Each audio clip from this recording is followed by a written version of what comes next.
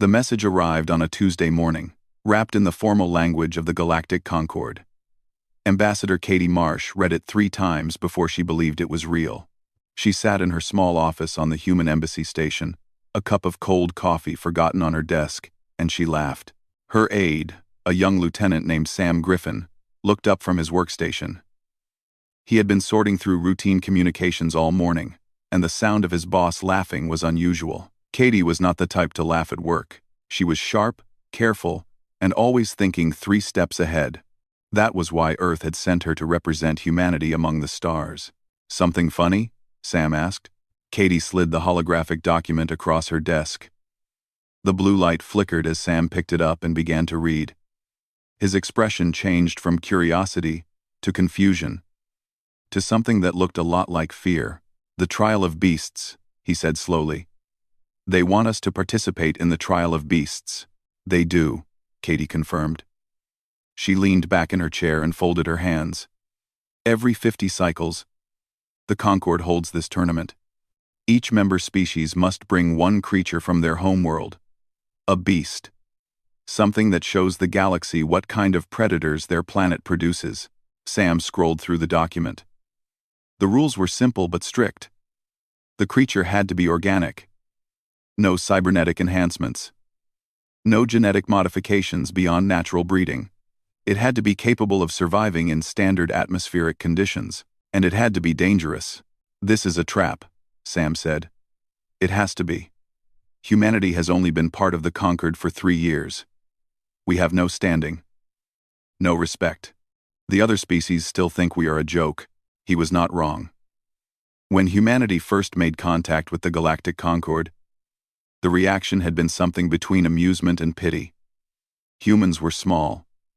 They had no natural armor, no claws, no venom. Their teeth were flat and useless for combat. Their eyesight was average at best. By galactic standards, they were one of the weakest intelligent species ever discovered. The Concord had granted humanity membership mostly out of curiosity. The insectoid Krell had called them interesting pets. The massive Vrexians had simply laughed and wondered how such fragile creatures had ever survived long enough to develop spaceflight. Katie understood all of this. She had spent 3 years navigating the complex politics of the Concord, fighting for every scrap of respect, and now they were being invited to the trial of beasts, a tournament designed to showcase strength and ferocity. "Look at the other entries," Katie said quietly. Sam pulled up the list. His face went pale. The Vrexian Empire was bringing a creature called a Stoneclaw. According to the entry data, it weighed 12 tons and stood 4 meters tall at the shoulder. Its hide was natural armor, thick enough to stop most projectile weapons. Its claws could tear through steel. Its fangs dripped with a corrosive acid that could dissolve organic matter in seconds. The Morvathi Collective had registered something called a Void Stalker. The description was vague, but Sam caught words like phase capability and dimensional shifting. It was a predator that could apparently move through solid matter and strike from impossible angles. The Krell were entering their infamous hive tyrant. This was a creature of legend in the Concord. 3 sentient species had been driven to extinction by hive tyrants before the Krell learned to control them. They were massive insectoid predators, with razor-sharp mandibles, and a hive intelligence that made them terrifyingly efficient hunters. There were 40 more entries on the list. Each one sounded more nightmarish than the last. "They expect us to fail," Sam said. "They expect us to show up with some kind of house cat and embarrass ourselves in front of the entire galaxy." "Probably," Katie agreed. "So, what do we do? Do we refuse? We could claim some kind of religious exemption or cultural objection. We could, we participate," Katie said firmly. Sam stared at her. "With what? What could we possibly bring that would compete with a Stoneclaw? Or a Void Stalker?" Katie stood up and walked to the window. Outside, the stars stretched endlessly into the black void of space. Humanity was so small out here. So fragile. So easy to dismiss. But Katie knew something that the other species did not. Earth was not a gentle world. It was a planet of predators. A world where everything had evolved to kill or be killed. The dinosaurs had ruled for over 100 million years, and even after they were gone, the predators remained. They adapted. They survived. They became something older and more patient than anything the galaxy had ever seen. "Get me a line to the Sydney Wildlife Commission," Katie said. "I need to speak with their Department of Dangerous Animals." Sam blinked. "Australia?" "Why Australia?" Katie smiled. It was a slow smile, the kind that made Sam feel like he was missing something important. "Because Australia is where we keep the monsters," she said. 2 weeks later, a transport ship left Earth carrying a very specific cargo. The containment unit was 20 feet long and filled with murky water. Warning signs covered every surface. "Hazardous biological material. Extreme danger. Do not approach." Inside the tank, something waited. It was 6 meters long and weighed nearly 1,000 kilograms. Its scales were dark and rough, like ancient armor forged by time itself. Its eyes were cold and yellow, watching everything with a patience that had been perfected over 200 million years. His name was Brutus. He was a saltwater crocodile from the northern coast of Australia. And he was very, very hungry. The transport ship carried 4 passengers along with the cargo. Ambassador Katie Marsh was in charge of the diplomatic aspects of the mission. Lieutenant Sam Griffin handled logistics and communications. Dr. Nate Reyes was a xenobiologist who had spent his career studying Earth's most dangerous creatures. And Brooke Callahan was a wildlife handler from Queensland who had worked with crocodiles for 15 years. Brooke was calm and quiet, with sun-weathered skin and eyes that had seen things most people could not imagine. She was not afraid of much. She had pulled crocodiles out of swimming pools, rescued them from flooded highways, and once spent 3 hours in chest-deep water while a 4-meter male circled her in the dark. She looked at the containment tank and nodded with something like respect. "He is ready," she said. Katie stood beside her, watching the still water. Nothing moved on the surface. The crocodile was invisible, hidden beneath the murk. Waiting. "Will he be enough?" Katie asked. Brooke considered the question carefully. She thought about all the creatures she had seen on the entry list, the claws and fangs and alien horrors that awaited them on Keth Prime. "The other species have brought monsters," Brooke said finally. "Big ones, fast ones. Creatures that roar and charge and make a lot of noise." She tapped the glass of the tank gently. The water did not stir. "Brutus does not roar," she continued. "He does not charge. He waits. He has been waiting for 200 million years. And when he moves, everything dies." Katie nodded slowly. "Then let us go, show the galaxy what Earth has been hiding." The transport ship jumped to faster than light speed, carrying humanity's entry toward the trial of beasts. And in the darkness of his tank, Brutus waited, as his kind had always waited, for the perfect moment to strike. The sky above Keth Prime was pale violet, streaked with thin clouds that glowed pink in the light of the twin suns. The planet had been chosen as neutral ground thousands of years ago, a place where no species held power and all were equal. It was here that the Galactic Concorde gathered every 50 cycles to hold the trial of beasts. The transport ship times, distant horizon times, descended through the atmosphere and touched down on a massive landing platform. Katie Marsh looked out the window and felt her stomach tighten. The platform was crowded with ships from across the galaxy, and beside each ship stood containment units of terrifying size. The Vrexian vessel was easy to spot.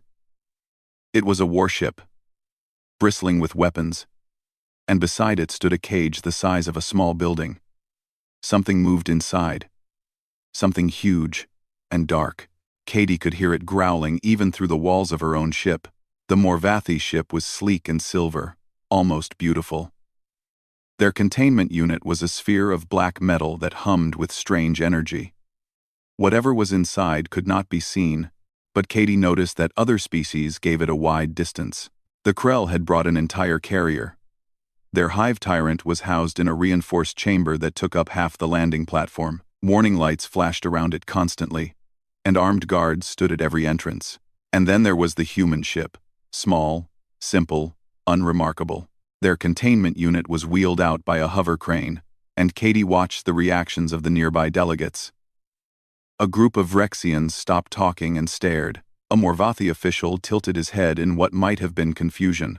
A Krell worker made a clicking sound that the translator interpreted as laughter. The human tank was 20 feet long and filled with dark water. Compared to the massive cages around it, it looked like a fish tank. "They are already laughing at us," Sam muttered. "Let them," Katie said. "Laughter will make the lesson more memorable." Brooke Callahan supervised the placement of the tank with calm efficiency. She checked the water temperature, the salinity levels, and the security locks. Everything was perfect. Brutus had traveled well. "He has not eaten in 3 weeks," Brooke reported. "Standard procedure before transport. Keeps him calm during the journey." "And now?" Dr. Reyes asked. "Now he is hungry," Brooke said simply. "Very hungry." A shadow fell over them. Katie looked up and found herself staring at a wall of scales and armor. The Vrexian standing before her was nearly 8 feet tall, his body covered in natural plating that gleamed like polished stone. His eyes were yellow and slitted, and his mouth was filled with teeth that looked like they could bite through steel.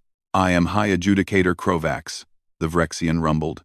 His voice was deep enough to vibrate in Katie's chest. "I oversee the trial of beasts. You are the human delegation." It was not a question. "I am Ambassador Katie Marsh," she replied, keeping her voice steady. "This is my team. We are honored to participate in the trial." Krovax made a sound that might have been amusement. "Honored?" "Yes. We were curious if you would attend. Your species has a reputation for being delicate." Katie did not react. She had heard worse in her 3 years with the Concorde. Krovax turned his attention to the containment tank. He walked around it slowly, his heavy footsteps shaking the platform. The water inside did not stir. "This is your entry?" he asked. "It appears to be submerged. Is it aquatic?" "Semi-aquatic," Brooke said, stepping forward. She was a foot shorter than the Vrexian, and probably weighed 1/10 as much, but she showed no fear. "He can operate in water or on land." "He?" Krovax tilted his massive head. "You have given it a name?" "His name is Brutus. He is a saltwater crocodile. 6 meters long. About 900 kilograms. Krovax stared at the still water for a long moment. "A reptile. Cold-blooded. Surely this is not the most fearsome predator your world has to offer." "I have studied Earth. You have creatures called bears, wolves, sharks. Why bring this?" "Lizard." Dr. Reyes adjusted his glasses and stepped forward. He was a small man with thinning hair and a quiet voice, but he knew more about predators than almost anyone alive. "With respect, Adjudicator, the saltwater crocodile is the largest reptilian predator on Earth. It has existed in its current form for over 200 million years. It survived the extinction event that killed the dinosaurs. Its bite force exceeds 16,000 newtons, the strongest of any living animal on our planet. It is an ambush predator with near-perfect hunting efficiency." Krovax listened without expression. When the doctor finished, the Vrexian turned back to the tank. "It does not look particularly impressive," he said. Brooke smiled. It was a thin smile, the kind that did not reach her eyes. "That is the point." Krovax studied her for a moment, then made another rumbling sound. "The trial begins tomorrow at midday. Your creature will be released into the arena, along with all other entries. Sensors will track kills, survival patterns, and predatory behavior. The species whose beast demonstrates the greatest dominance will earn the Concorde's respect for the next 50 cycles." He paused and looked at the human delegation one by one. "I do not expect you to win," he said. "I do not expect your creature to survive the first night. But perhaps you will learn something about what true predators look like." He turned and walked away, his armored tail sweeping behind him. Sam let out a breath he had not realized he was holding. "That was intense." "He is trying to intimidate us," Katie said. "It is a common tactic.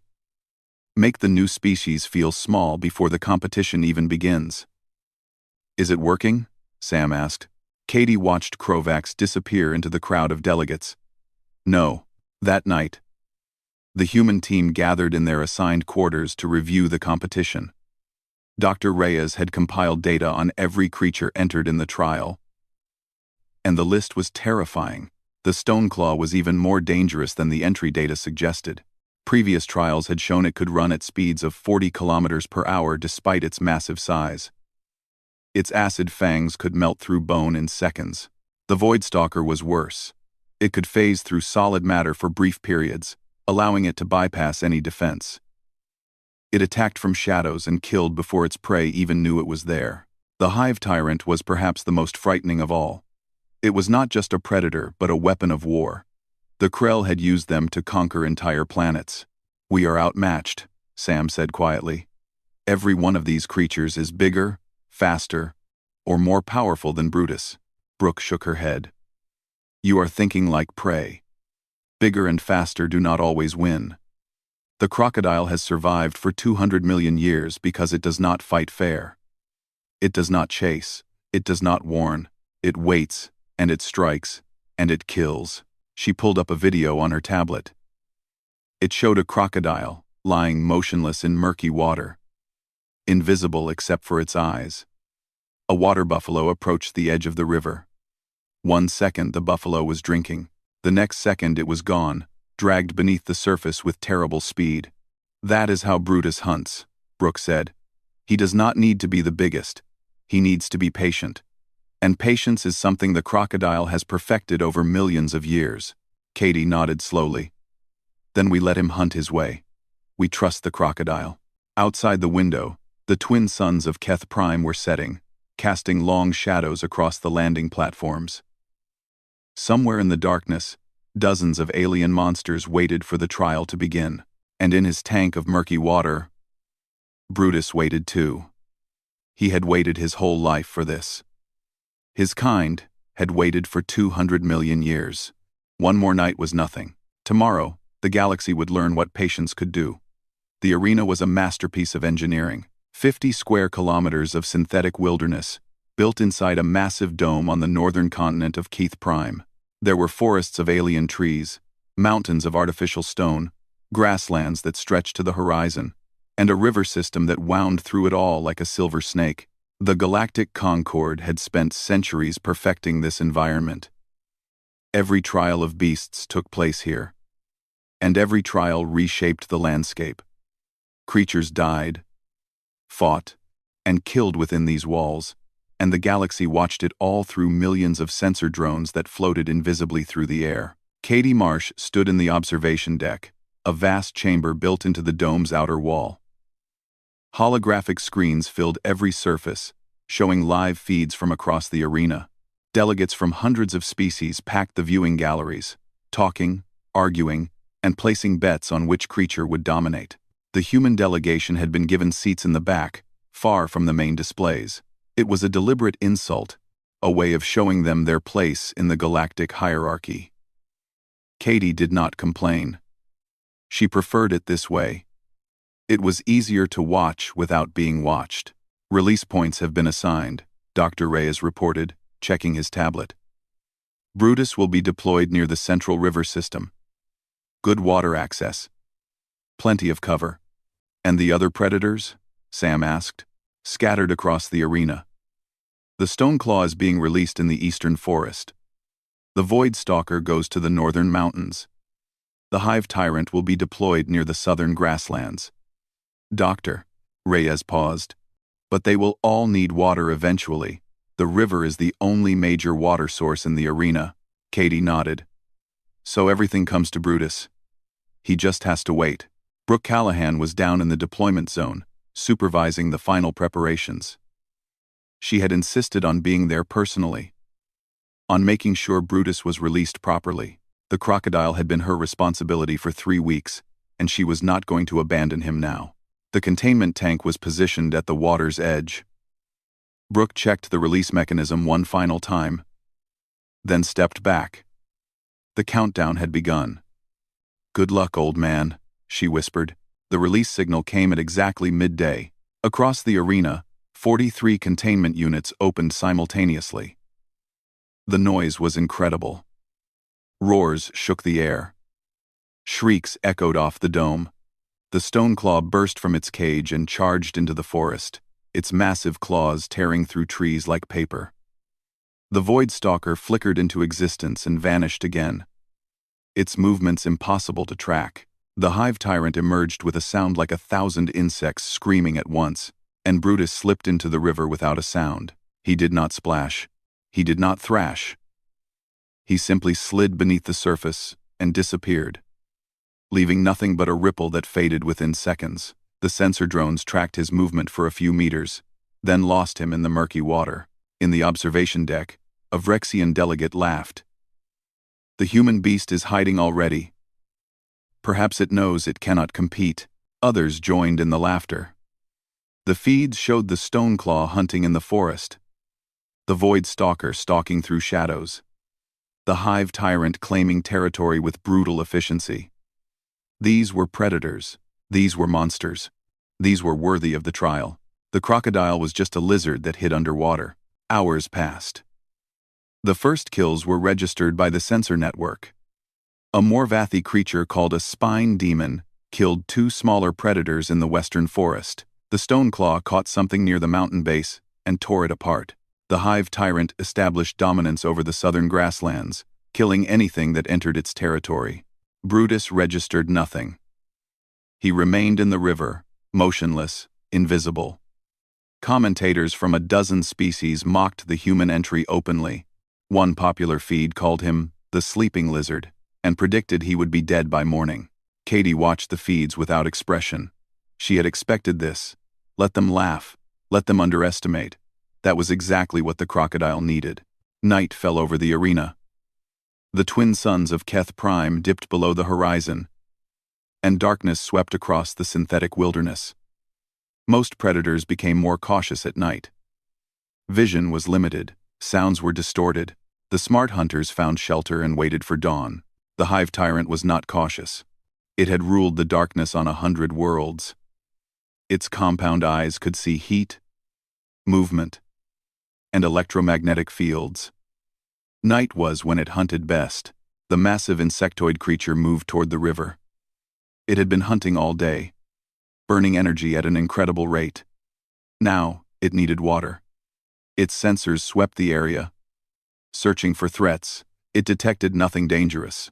Just still water, quiet reeds, and the faint warmth of fish swimming below the surface.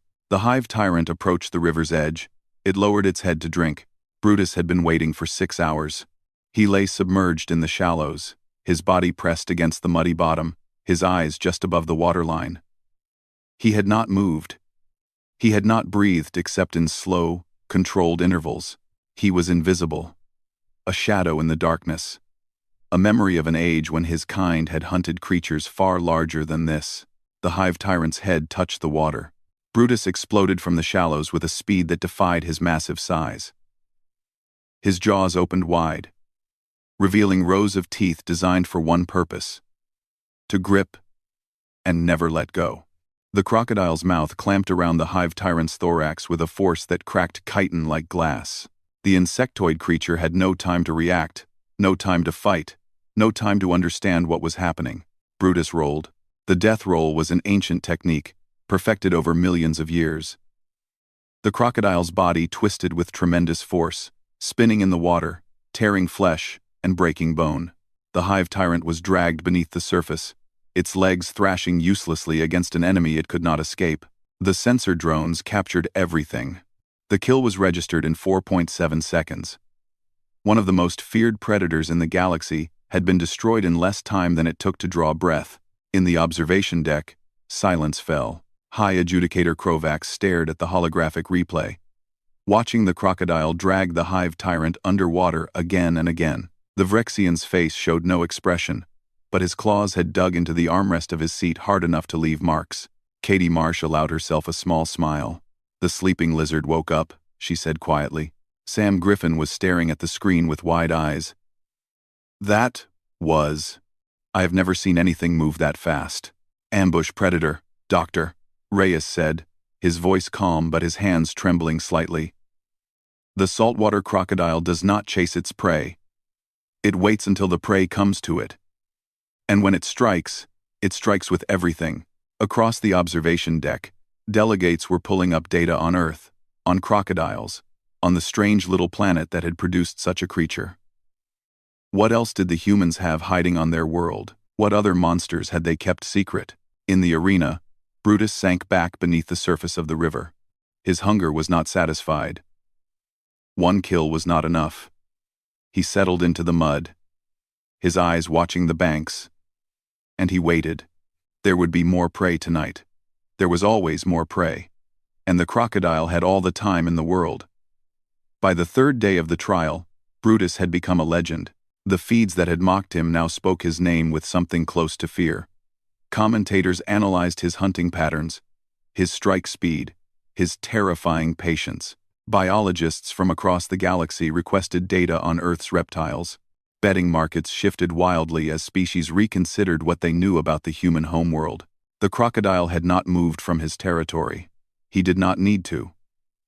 The river was life in the arena, and every creature eventually came to drink. Brutus simply waited, hidden beneath the murky water, and killed whatever came within range. His second major kill came on the morning of the second day. A creature called a thornback, entered by a minor species from the outer rim, approached the river to cool its body temperature. It was a large predator, covered in poisonous spines, confident in its natural defenses. The spines did nothing against a crocodile's bite. Brutus dragged it under in seconds. His third kill was more impressive. The Morvathi Voidstalker had been terrorizing the northern half of the arena, using its phase ability to hunt without risk. It could become intangible, passing through solid matter like a ghost, then solidify at the perfect moment to strike. No predator could catch it. No predator could fight it, but phasing required enormous energy, and energy required water. The Voidstalker approached the river on the third night. Its phase ability flickered as it moved, shifting in and out of visibility.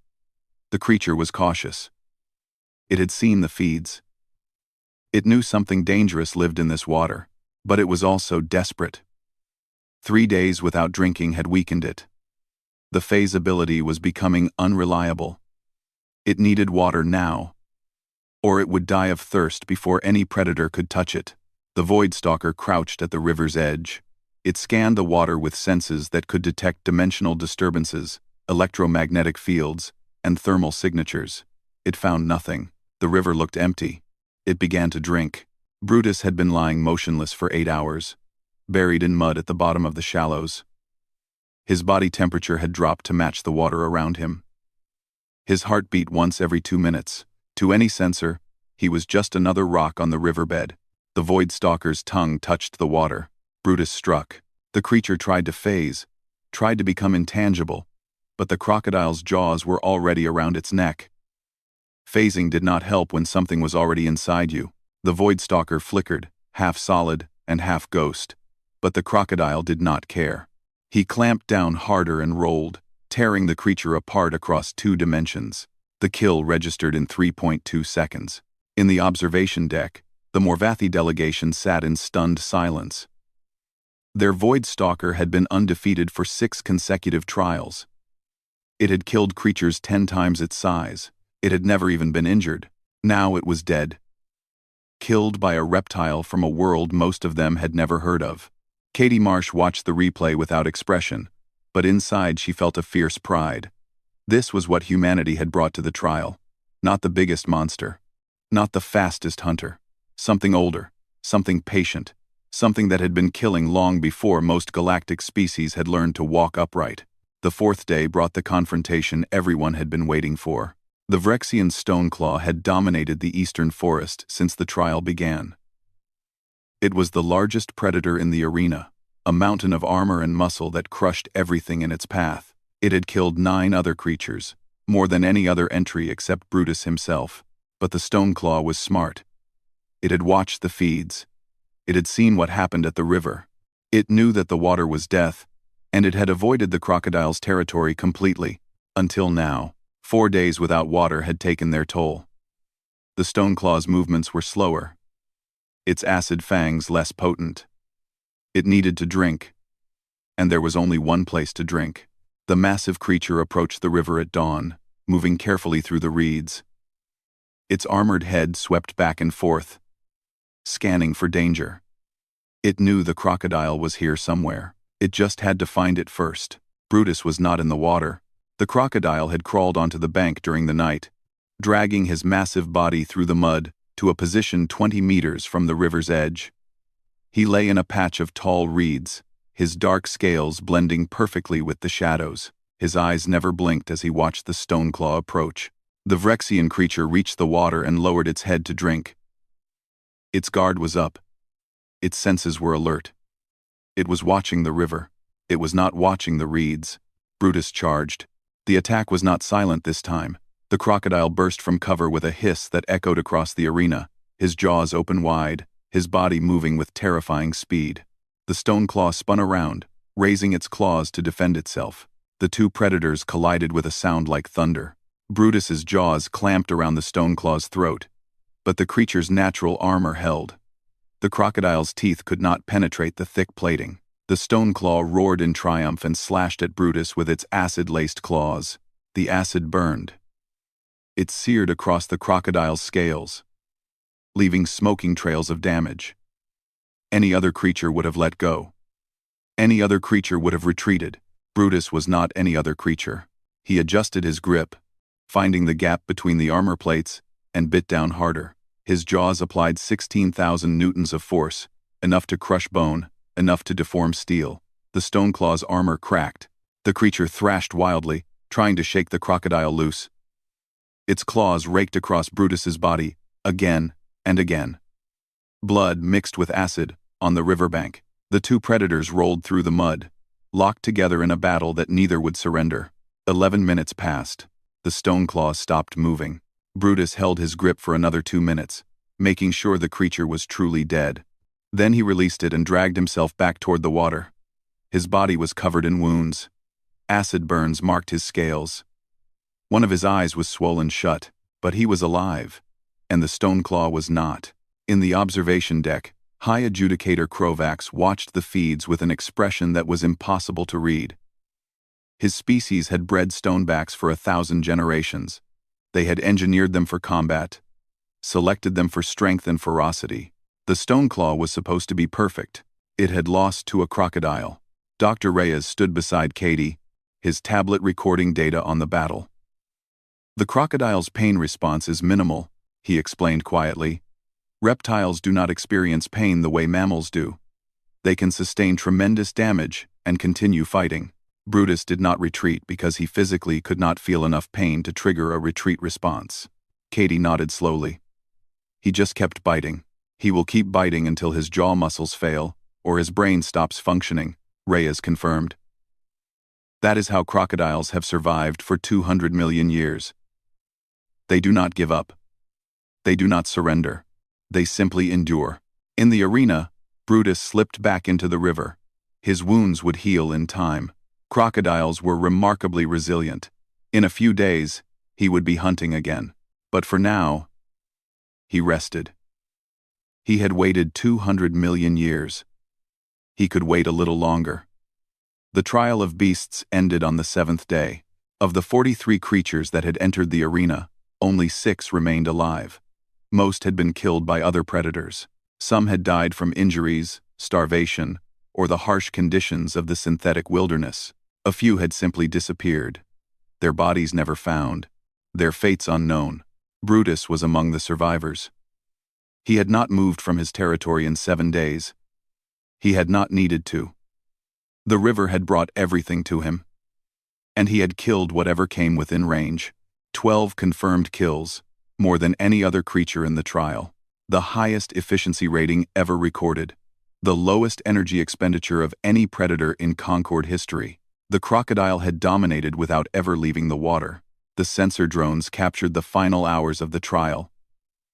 They showed Brutus lying motionless in the shallows, his wounds healing, his ancient eyes watching the banks. Other predators had learned to avoid the river.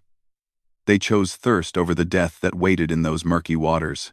When the recall signal sounded, Brutus did not react. He simply lay there, patient as always. until Brooke Callahan arrived with the containment team. She approached him carefully, speaking in soft tones, and guided him back into his transport tank. "Good boy," she murmured as the tank sealed. "You did good." The award ceremony was held that evening in the Grand Rotunda of Keth Prime. It was a massive chamber, built to hold delegates from hundreds of species. Its walls lined with holographic displays, showing the history of every trial that had ever been held. Champions were honored here. Legacies were made here, and now humanity would take its place among them. Ambassador Katie Marsh walked to the center of the rotunda, flanked by her team. Sam Griffin stood at her right, his posture straight, his uniform crisp. Dr. Nate Reyes was on her left, his tablet tucked under his arm. Brooke Callahan stood slightly behind, her weathered face unreadable. High Adjudicator Krovax waited on the ceremonial platform. He held the victor's crest in his clawed hands, a symbol of dominance that had been awarded to only the most powerful species in the galaxy. The Vrexians had won it 4 times. The Krell had won it 6 times.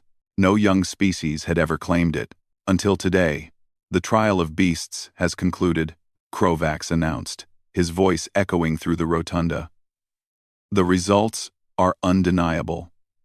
The human entry achieved the highest kill count, the highest efficiency rating, and demonstrated predatory behavior that exceeds all recorded standards. He paused, and Katie could see the effort it took for him to continue. The Galactic Concord acknowledges humanity's victory. Ambassador Marsh, please accept the victor's crest on behalf of your species. Katie stepped forward and took the crest from Krovax's hands. It was heavier than she expected, a disk of polished metal inscribed with symbols from 1,000 worlds. She held it carefully, feeling the weight of what it represented. "Thank you, Adjudicator," she said. "We are honored." Krovax nodded stiffly.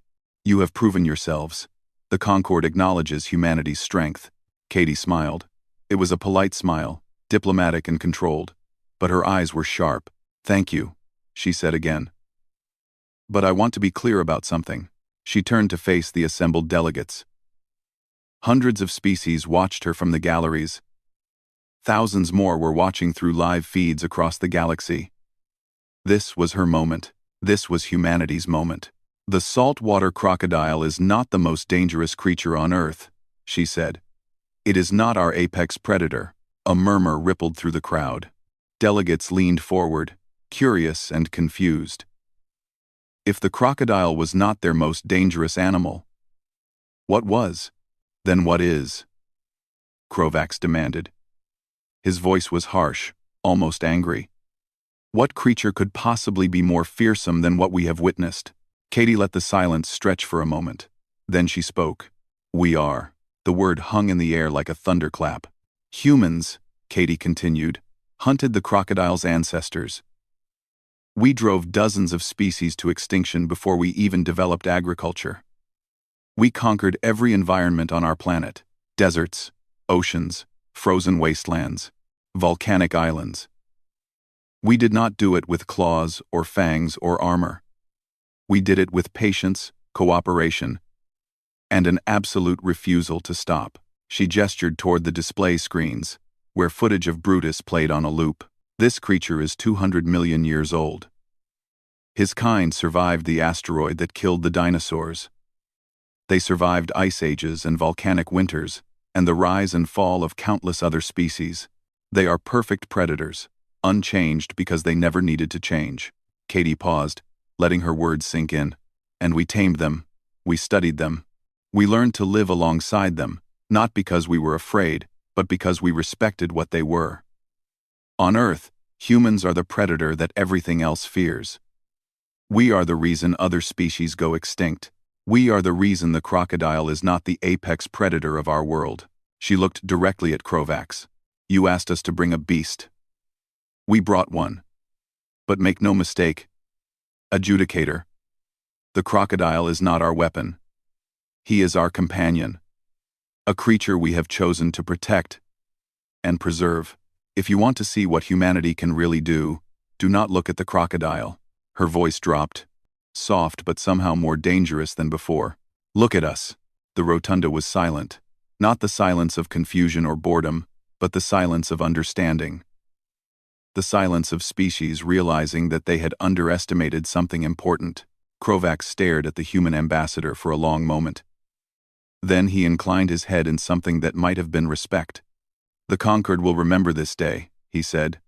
"And we will remember humanity." Later that night, the human delegation gathered on the observation deck of their transport ship.